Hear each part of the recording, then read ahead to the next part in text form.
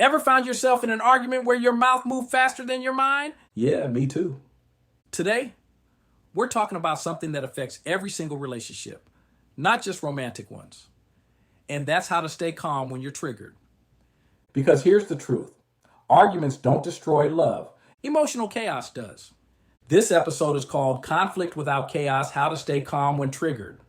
We're going to break down simple ways to manage your emotions, avoid those spirals, and bring peace back into your connection, even when things get heated. Welcome back, Uplifting Life partners, to the Simplified Uplifters Marriage Mastery Podcast.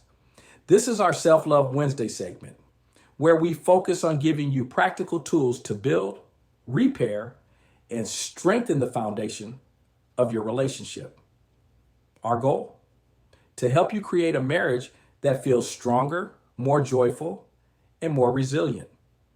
I'm your host, Ron Simplified Myers, and together, let's ignite possibilities for your marriage. I want to start by saying this. Conflict is not your enemy. It's actually one of your greatest opportunities to grow together. But when you're triggered, your brain doesn't care about love, growth, or connection. It cares about survival. When that emotional alarm goes off, maybe your partner's tone changes, maybe they interrupt you, maybe they look at you a certain way, your body goes into fight, flight, or freeze. Suddenly, logic leaves the building and emotion takes the mic. You start saying things you don't mean, or you shut down completely. And later you're thinking, man, why did I react like that? So let's talk about how to catch yourself in those moments, how to calm down without shutting down, and how to communicate without the chaos. Let me bring this to life with our couple, Simone and Caleb. They've been together 7 years. Good couple. But like most couples, they have one of those recurring issues. For them, it's household responsibilities. So one evening, Simone walks in from work, tired, hungry, and she sees the trash overflowing. Caleb promised to take it out that morning. Her chest tightens. Her inner voice starts talking fast. Why do I have to do everything around here? He doesn't respect my time. By the time she calls his name, her tone already changed. Caleb, who's watching TV, hears that sharpness and immediately gets defensive. I said I'd do it later, Simone. You're always on my back. Now, both are emotionally triggered, not because of the trash, but because of what the trash represents. For Simone, it's I'm not supported. For Caleb, it's I'm not appreciated. And that's how small issues become emotional landmines. Sound familiar? So how could they have handled that moment differently? Let's break it down. Step 1, pause and name the trigger. When that emotional rush hits, the first thing you need to do is pause. Most of us try to push through the emotion. We think talking will fix it. But if you don't calm first, what comes out of your mouth will come from pain, not purpose. Here's the key. Name your trigger. Ask yourself, what's really being threatened right now? My need for respect, my need for safety, my need for love. When Simone paused, she might have realized, this isn't about the trash. This is about feeling unseen. When you identify the real trigger, you take back control from the emotion. So the next time you're about to react, say this silently. Okay, I feel dismissed right now. That's my wound speaking, not the moment. That small awareness changes the entire energy. You stop reacting to your partner and start responding to your own feelings. Step 2, think things through before you relate. This is my favorite one because people always ask, what do I do when I'm already heated? And my answer is, don't try to fix the relationship while your nervous system is on fire. You can't connect from chaos. Take a short break, but do it with intention, not as a punishment or shutdown. You can say, I love you. I just need 5 minutes to calm down so I can hear you clearly. That one sentence turns distance into respect. Let's say Caleb used that moment. Instead of defending himself, he says, Simone, I know you're upset.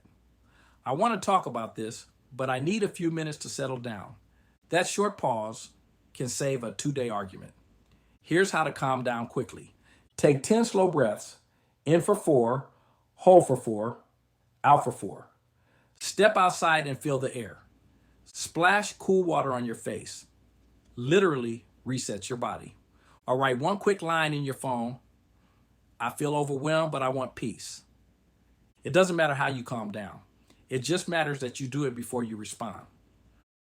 Step 3, respond instead of react. Once you've calmed your body, now it's time to speak, but with curiosity instead of accusation. Use the gentle I statement. It starts with, I feel, and ends with what I need. So instead of, you never listen, try. I feel unheard when I'm talking, and I need us to slow down so I know we're really connecting. See the difference? One starts a fight, the other starts healing. Simone could say, when I saw the trash still full, I felt overwhelmed. I need to feel like we're working as a team. And Caleb might reply, I didn't realize how much that mattered. I can handle that before you get home. That's how you move from reaction to resolution. This moves us into the area of mindset shift. Calm is not weak. Let me say something that might surprise you. Staying calm doesn't mean you're being passive. It means you're being powerful. Anyone can yell.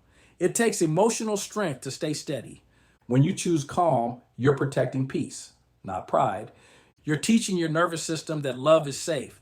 Spiritually speaking, that's when you allow grace to enter the room. You're saying, I don't need to control this moment. I just need to show up in love. Because remember, the tone you use often determines the truth your partner hears. Reflection, thought. Peace isn't the absence of conflict. It's the presence of calm in the middle of it. Here's a quick practice. The calm connection routine. Notice your triggers. Write down 3 things that usually set you off. Next to each, ask, what am I afraid of when this happens? For example, When my partner interrupts me, I fear not being valued. when they walk away, I fear being abandoned. That awareness is your emotional GPS. Create a calm plan. Decide your go-to calming action before conflict happens. Maybe it's breathing, prayer, music, or stepping outside. Create it now so you don't rely on emotion later. Use this phrase in conflict. I want to understand, not argue. It disarms defensiveness immediately. Add this to your journal. What's one situation this week where I can choose calm instead of control? So family, remember this. Triggers don't mean your relationship is broken.